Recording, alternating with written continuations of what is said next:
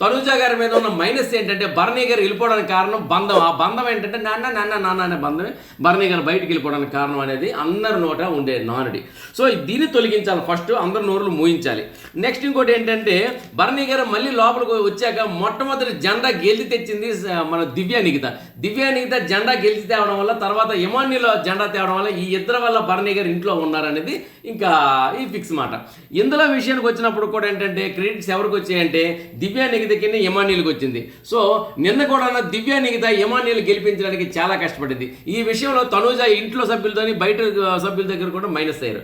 ఇది తోసిపుచ్చాలంటే ఇప్పుడు ఏం చేయాలంటే భరణి గారిని తీసుకొచ్చి ఎలిమినేషన్లో పెట్టాలి. భరణి గారిని శ్రీనివాస్ ఆయన ఇలా ఎలిమినేషన్లో పెట్టి తనుజ నీ దగ్గర ఉండే పవర్ కార్డ్ని ఉపయోగించావా అని అడగాలి. అప్పుడు తనుజ ఆ పవర్ కార్డ్ని భరణి గారి కోసం ఉపయోగించాలి. భరణి గారి కోసం ఉపయోగించిన తర్వాత భరణి గారు మళ్ళీ లోపలికి వచ్చేస్తారు.